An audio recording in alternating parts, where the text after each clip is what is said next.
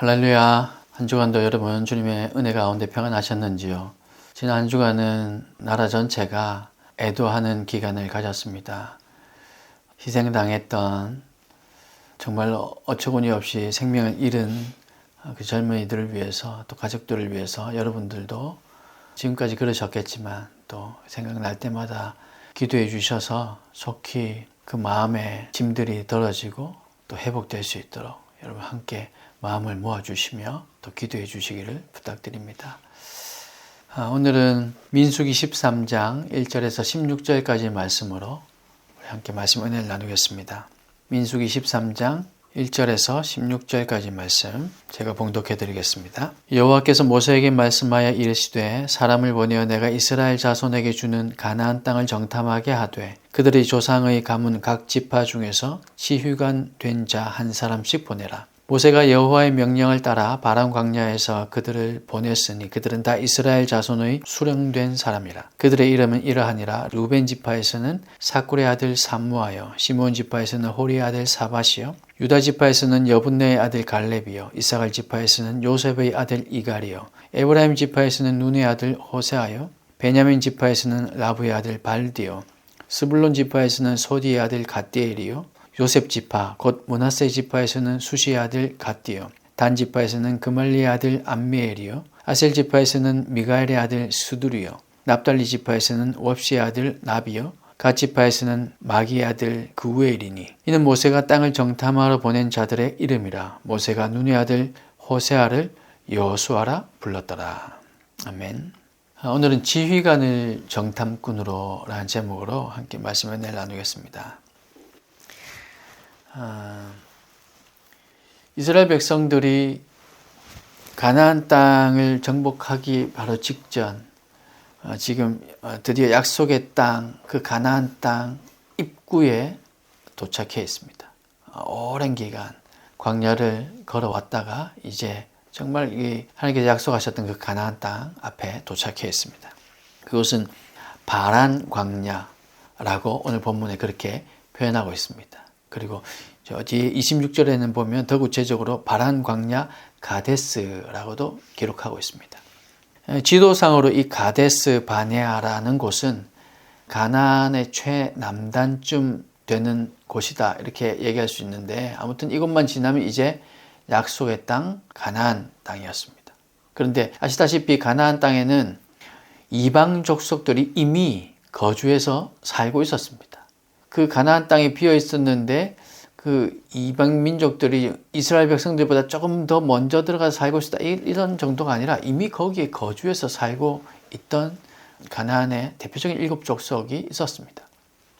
대표적인 7족속의 이름이 거명되고 있는 그 가나안 땅의 입성을 앞두고 하나님께서 모세에게 가나안 땅을 정탐하라 명령하십니다. 왜 그러셨을까요? 의도가 무엇일까? 한번 생각해 볼 필요가 있습니다. 약속의 땅이니까 그냥 그대로 가게 하셔도 될 텐데 하나님께서 뭐가 두렵고 또 뭐가 부족해서 굳이 거기 또 정탐까지 해보라 그렇게 말씀하실까요? 이스라엘 백성들 다 멈춰 세우시고는 정탐꾼들을 먼저 보내라 이렇게 말씀하셨을까? 민수기 13장에 기록된 12 정탐꾼을 보낸 내용과 동일한 내용을 신명기 1장에서도 기록하고 있습니다. 신명기는 광야 생활 40년을 회고하며 기록한 책이라고 할 수 있는 거죠. 그래서 모세의 설교라고 할 수 있는데, 지나왔던 일들을 묵상하고 정리하면서 기록한 책이므로 내용이 좀 더 정리되고 정돈되고 정확하다고 그렇게 볼 수도 있습니다. 그러니까 미처 얘기하지 못했던 부분들을 신명기에서 또 얘기하고 있는 그런 부분들도 있다는 얘기죠. 그런데 신명기 1장 22절에 보면 우리가 사람을 우리보다 먼저 보내어 우리를 위하여 그 땅을 정탐하고 어느 길로 올라가야 할 것과 어느 성읍으로 들어가야 할 것을 우리에게 알리게 하자라고 기록되어 있는데, 이 말은 하나님께서 이스라엘 백성들에게 정탐해라고 얘기하신 게 아니라 사실은 이스라엘 백성들이 하나님께 요청하고 있는 장면을 보여주고 있는 거죠.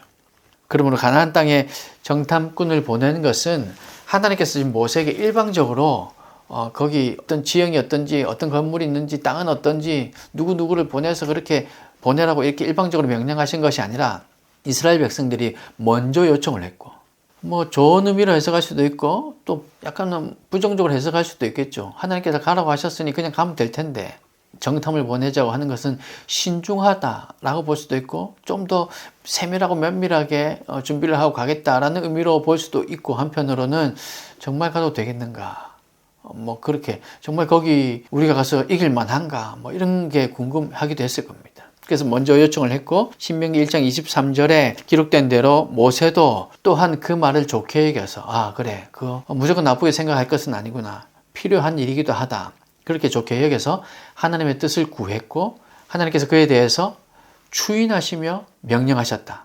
그러니까 하나님께서 이스라엘 백성들의 그 요구를 들어주셨다라는 사실을 알 수 있습니다.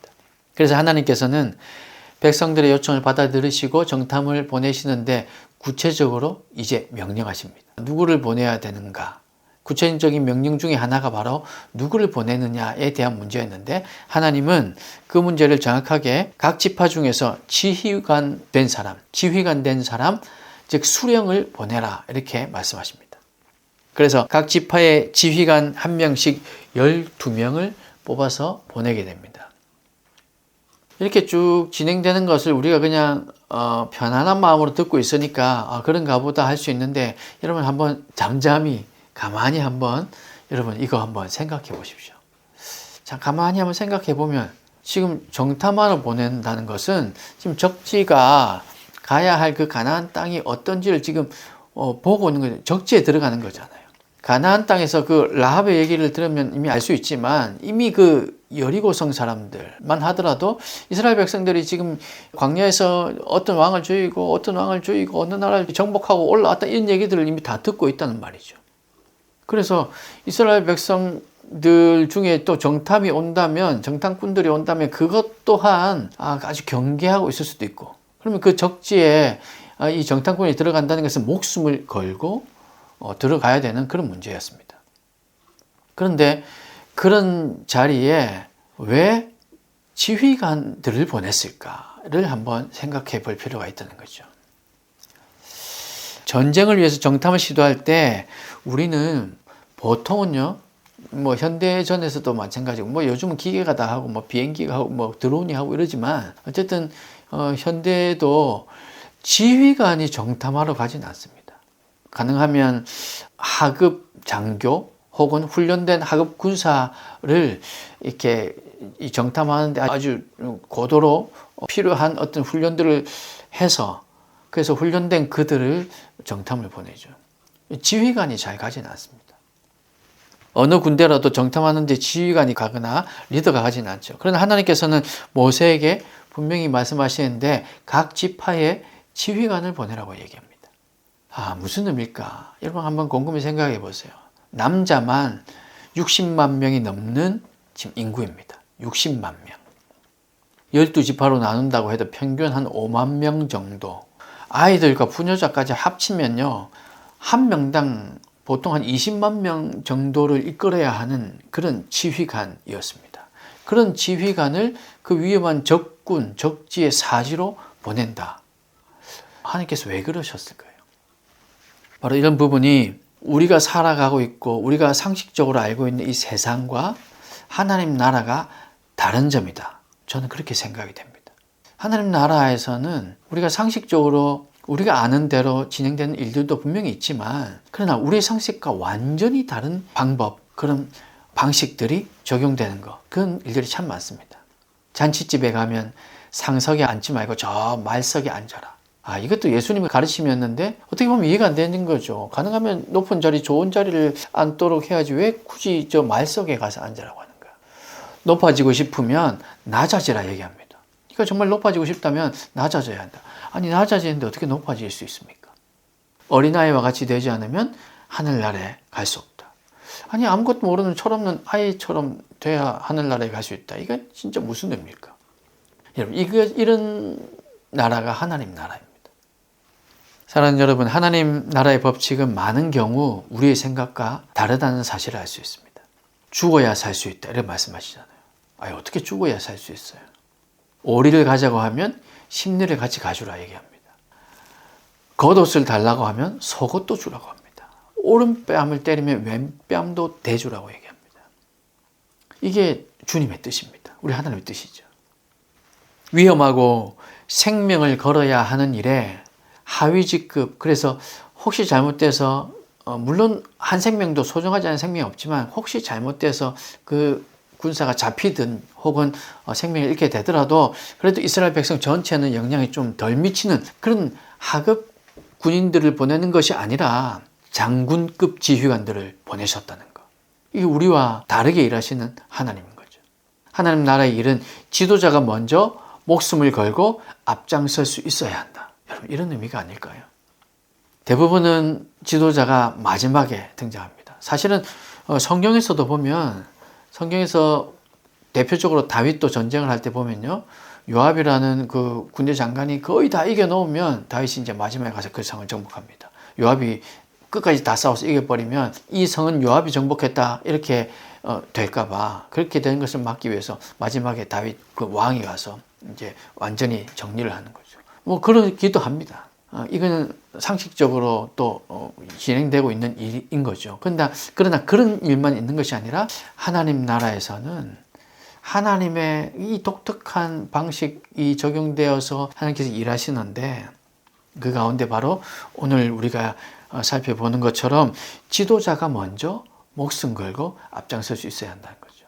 방금 말씀드렸던 다윗도 처음에는 다윗이 가장 먼저 앞장섰습니다. 다윗이 목숨을 걸고 그렇게 한 사람 한 사람을 챙기고, 그러니까 점점점 어려운 사람들, 연약한 사람들이 모여서 400명이 되었다가 나중에 600명이 되고, 사울에게 쫓기면서도 그렇게 식구들이 불어나기 시작한 거죠. 그리고 나서 통일왕국을 이루고, 그때에는 이제 많은 군사들이 가서 전쟁을 하고 뭐 그랬던 겁니다. 다윗도 처음부터 무조건 부하들을 먼저 보낸 게 아니라 다윗이 먼저 목숨 걸고 앞장서서 싸웠다는 겁니다. 예수님께서는 제자들의 발을 씻기시며 모범을 보이셨습니다. 예수님과 3년을 동행했던 그 제자들 잘 키워서 이제 너네들 보니까 충분히 내 역할을 잘할 수 있을 것 같다. 그러니까 너네가 대신 십자가 좀 져라. 이렇게 하셨던 것이 아니라는 겁니다. 그들을 위해서 3년 동안 잘 양육하고, 물론 3년 동안 예수님께서 예수님께서 부활하셔서 또 하늘로 올라가시기까지는 이 제자들의 모습이 3년 동안 같이 따라다녔던 제자들이라고 얘기하기는 참 정말 보잘것없는 그들 모습이긴 했습니다. 물론 우리가 아는 결론은 그랬지만, 예수님께서 그 제자들을 3년 동안 잘 키우신 후에 자 이제 네가 요만큼 담당하고 또 너는 이만큼 담당하고, 그렇게 제자들에게 희생을 요구하지 않았다는 겁니다.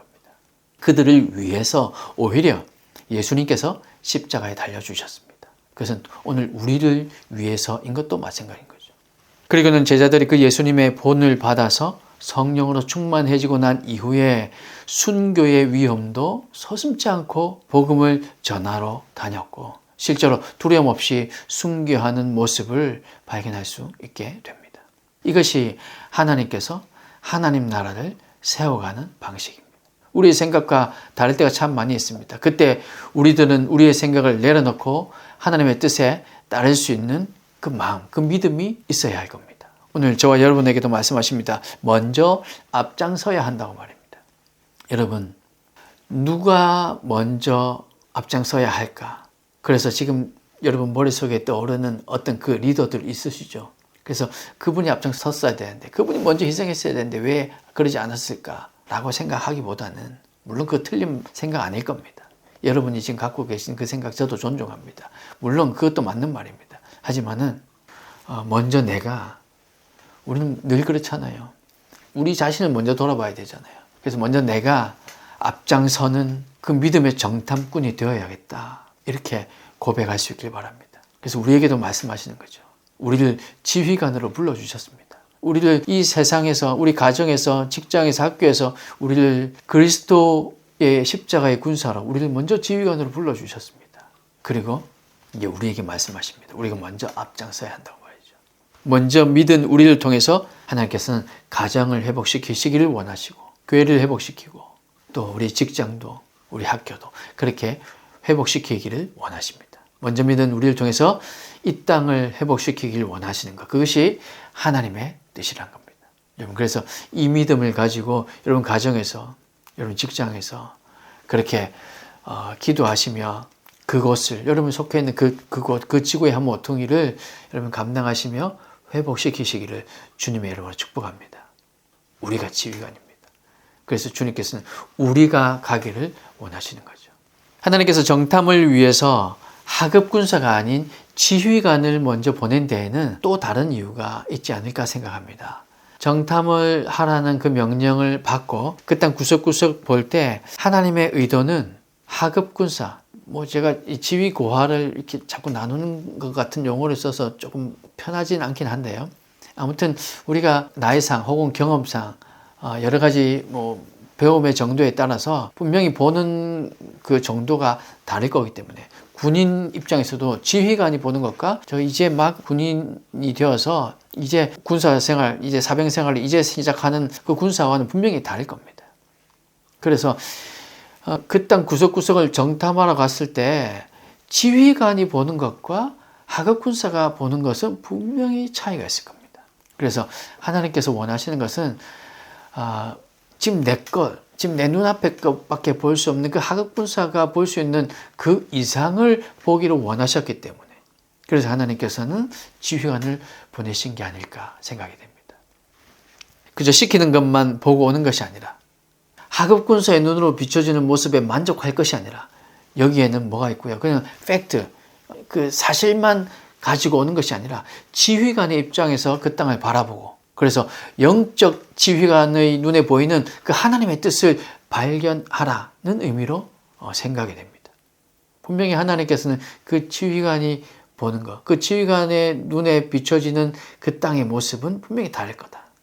공격을 해도, 전쟁을 해도 하급군사의 눈에 보이는 그 전술과 지휘관의 눈에 보이는 전술은 분명히 다를 것이기 때문에, 그러나 하나님께서는 그것뿐만 아니라 영적인 것을 보기를 원하셨다는 거죠. 그 말은 조금 더 넓게 말씀드리자면 하나님과 비전을 공유하기를 원하셨다는 겁니다.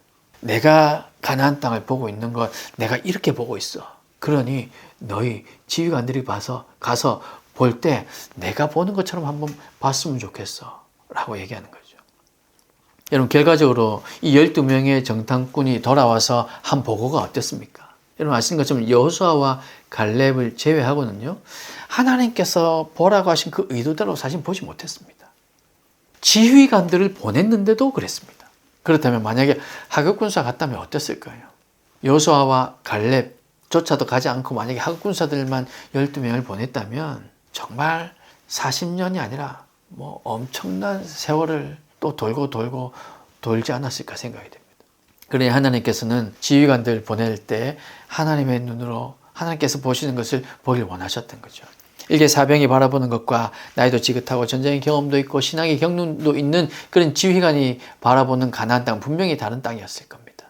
가나안 땅에 있는 그 7 족속을 어떻게 물리칠 수 있을까? 그것을 전술적으로만 보는 것이 아니라 영적으로 바라보는 그것을 하나님께서 원하셨다는 거죠. 여호수아와 갈렙, 그들만 하나님의 의도대로 보았습니다. 그들 나이 대략 40세 정도였습니다. 85세가 된 갈렙이 40년 이상을 광야에서 방황했다라는 그 고백을 통해서 보면 지금 이 갈렙의 나이는 한 40세 정도 되지 않았을까 짐작합니다. 하나님께서 이런 지휘관들을 보내신 의도는 바로 하나님의 눈으로, 믿음의 눈으로 그 땅을 정탐하고 오라는 거죠. 20살짜리, 10몇 살짜리를 보낸 것이 아니라 이미 40세 정도가 된 무르익은 지휘관을 보냈을 때는 이런 하나님의 의도가 있었다는 겁니다. 그 땅이 얼마나 축복의 땅인지 여전히 이방 족속들이 있고 심지어는 그 땅에 거인들도 있었다고 했습니다. 그렇지만 믿음의 눈으로 살펴서 하나님께서 이스라엘에게 주신 그 땅이 얼마나 축복의 땅인지, 그 땅에 들어가서 어떻게 하나님의 뜻을 이루며 살 수 있을지를 살펴보라는 의도였던 거죠. 사랑하는 여러분, 지금 이스라엘의 눈앞에 두고 있는 가나안 정복 전쟁은 그저 피 흘림으로 끝나는 전쟁이 아니라는 사실을 우리는 기억해야 합니다. 이 전쟁은 영적 전쟁입니다. 그래서 하나님은 이스라엘의 지도자들, 지휘관들을 보내서 믿음의 눈으로 이 가나안 땅, 약속의 땅을 바라보고 하나님의 마음으로, 하나님의 눈이 바라보시는 곳, 하나님의 발걸음이 멈춰 서시는 곳, 그것을 하나님의 마음으로, 담대함으로 그 가나안 땅에 가서 그 땅을 정복하기를 원하셨던 거죠. 저와 여러분들이 오늘 이 한나라를 살아갈 때에도 하나님은 그저 먹고 마시고 입고 자는 데에만 관심을 가지고 살 것이 아니라 영의 눈을 들어서 하나님 나라를 세워가고 하나님의 뜻을 이루어 가기를 원하십니다. 오늘 우리에게도 그것을 원하시는 거죠. 내가 보는 거 너도 좀 봤으면 좋겠어. 내가 세우고자 하는 그 비전 너도 좀 보고 함께 그 비전을 세워가는데, 그 비전을 이루어가는데 우리가 동력했으면 좋겠어. 이게 하나님의 뜻이라는 겁니다. 세상의 관점으로 사는 것이 아니라 하나님의 뜻을 깨닫고 하나님의 관점으로 사는 것이 우리가 살아가는 이유임을 여러분 꼭 기억하시길 바랍니다. 오늘 저와 여러분들은 여러분의 가정에, 여러분의 직장에, 여러분의 이웃에게 있어서 앞선 사람으로, 지휘관으로, 리더로 부르셨습니다. 그래서 우리들 가정에, 우리들 직장에, 우리들 이웃에, 그리고 이 세상에 우리를 이제 정탐꾼으로 보내십니다. 우리가 하급 군사라서가 아니라 믿음의 눈을 가진 십자가의 군사로서, 지휘관의 역할을 담당하는 그 십자가의 군사로서 이제 이 세상을 정복하고자, 가나안 땅을 정복하기 위해서 정탐꾼을 보냈던 것처럼 이 세상을 정복하고자, 하나님 나라를 세우고자 우리를 이 세상에 정탐꾼으로 보내신다는 겁니다. 오늘 우리에게 정탐하라고 맡기신 이 세상의 한 모퉁이를 여호수아와 갈렙처럼 믿음의 눈으로 바라보고 승리할 수 있기를 주님의 이름으로 축복합니다. 말씀에 의지해서 그 땅이 어떠한지, 좋은지 나쁜지를 정탐하고 또 그 땅에 예수님의 이름을 선포함으로써 하나님께서 저와 여러분들을 보내신 목적, 그 목적을 충분히 이루어 드리는 그런 복된 삶이 다 되시기를 간절히 소망합니다. 한 주간도 여러분, 우리를 하나님께서 이 땅에 보내신 이유, 우리를 세워주신 이유, 우리를 부르신 이유, 여러분 그 하나님의 마음을 잘 헤아리시고, 그래서 지금 우리가 한 걸음 한 걸음 걸어가고 있는, 여러분이 지금 나아가고 있는 그 방향이 있잖아요. 그곳에서 여러분 먼저 하나님의 마음, 하나님의 뜻이 무엇일까를 고민하며 그 하나님의 눈으로 지금 우리가 가는 그곳을 바라보십시오. 그리고 우리가 정복해야 할 그곳, 우리가 접수해야 될 그 땅, 그 영적인 그곳, 그것을 우리가 바라보며 하나님의 능력으로, 우리의 힘과 우리의 방법이 아닌 하나님의 능력으로, 하나님의 방법으로 그 땅을 정복하고 또 그것을 하나님께 올려드리고 하나님께 영광을 올려드리는 그런 은혜가 있기를 간절히 소망합니다. 이 한 주간 여러분 마음속에 떠오르는 여러분이 정탐해야 될 곳, 하나님께서 여러분을 정탐꾼으로 보내시는 곳이 무엇일까? 어디일까? 여러분 마음속에 떠오르는 곳들이 있을 겁니다. 그것이 실질적인 장소이든 아니면 어떤 공동체, 어떤 모임이든 여러분 그곳에 믿음의 눈으로 가셔서 그곳에서 하나님 나라를 바라보며 하나님의 뜻을 함께 세워가는 저와 여러분이 다 되시기를 주님의 이름으로 축복합니다. 함께 기도하겠습니다.